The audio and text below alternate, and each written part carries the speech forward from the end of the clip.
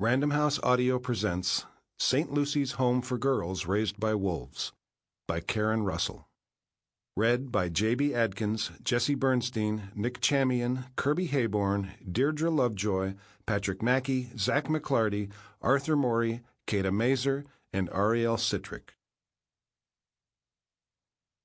Ava Wrestles the Alligator. Read by Ariel Citrick. My sister and I are staying in Grandpa Sawtooth's old house until our father, Chief Bigtree, gets back from the mainland.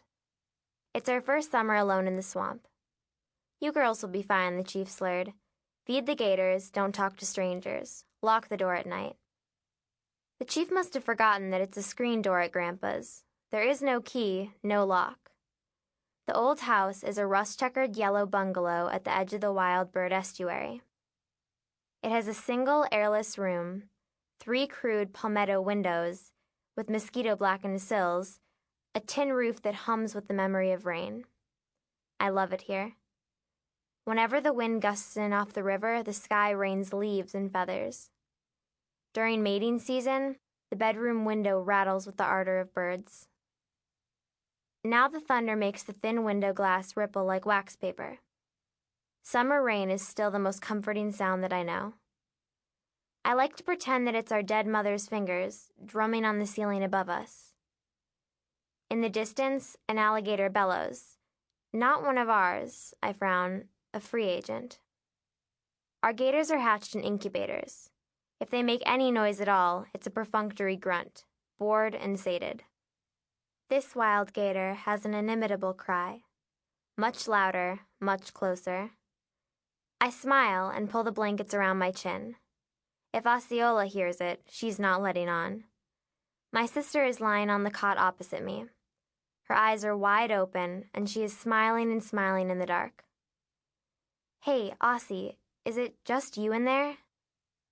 My older sister has entire kingdoms inside of her, and some of them are only accessible at certain seasons, in certain kinds of weather.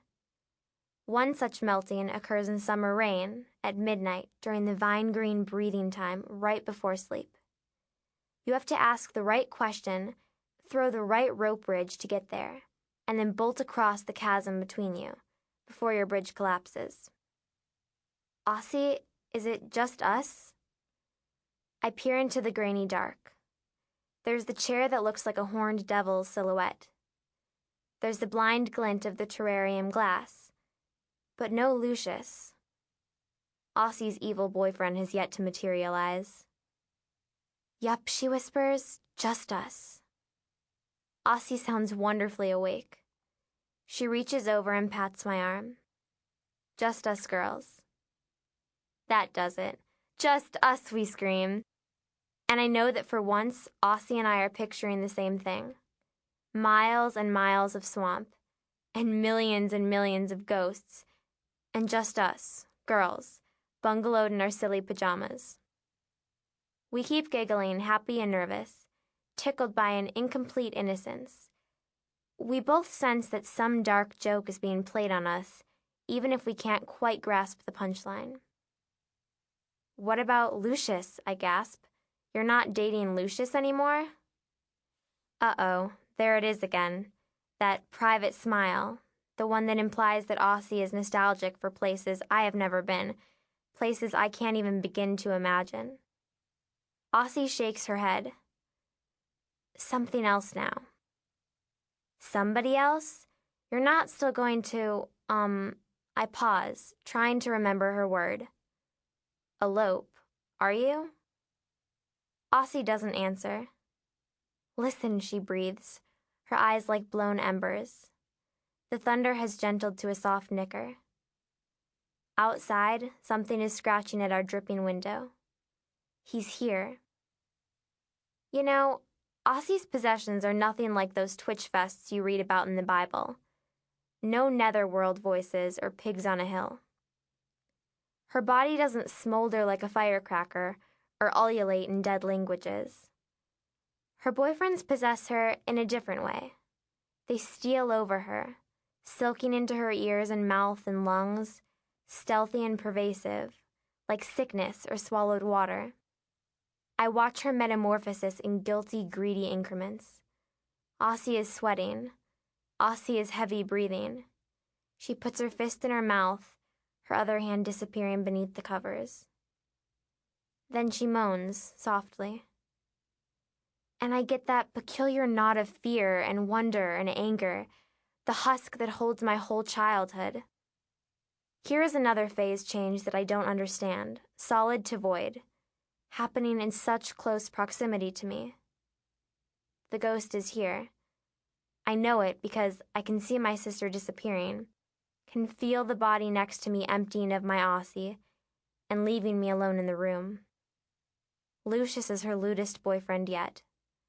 The ghost is moving through her, rolling into her hips, making Aussie do a jerky puppet dance under the blankets.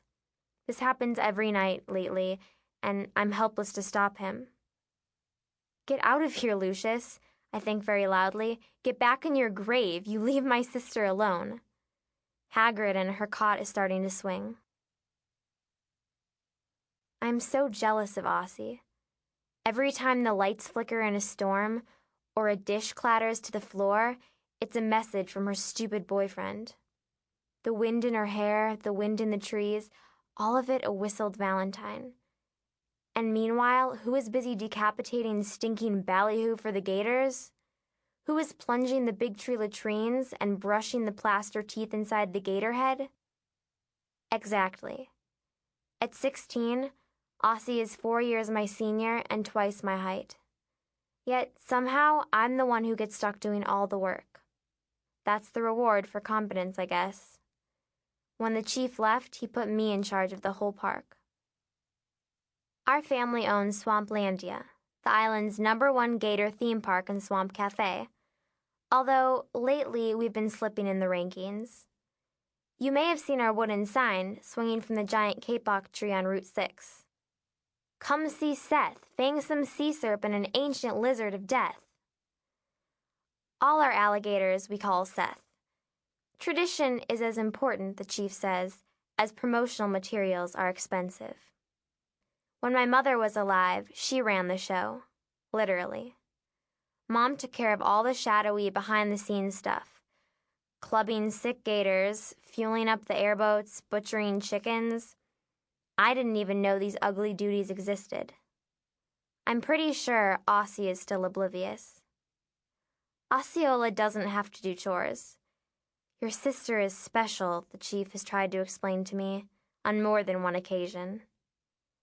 I don't cotton to this sophist logic. I'm special too. My name is a palindrome.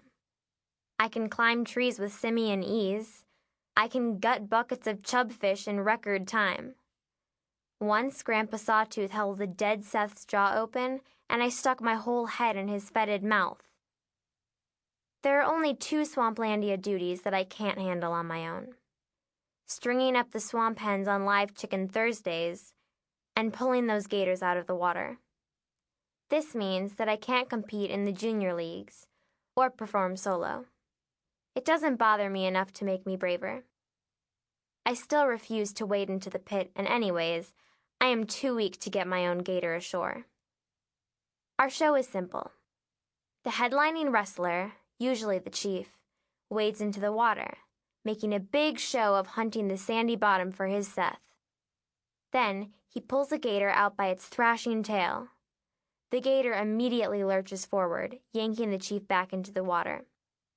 The chief pulls him out again, and again, the infuriated gator pulls my father towards the water.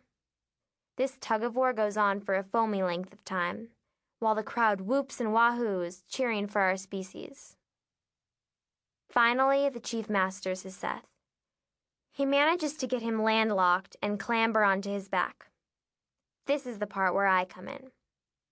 Aunt Lola strikes up a manic tune on the calliope, ba-da-doom bop-bop, and then I'm cartwheeling out across the sand, careful to keep a grin on my face even as I land on the gator's armor-plated scutes. My thighs are waffled with the shadow of those scutes. Up close, the Seths are beautiful, with corrugated gray-green backs and dinosaur feet. The chief, meanwhile, has taken advantage of my showy entrance to lasso black electrical tape around the Seth's snout. He takes my bare hands and holds. Sample complete.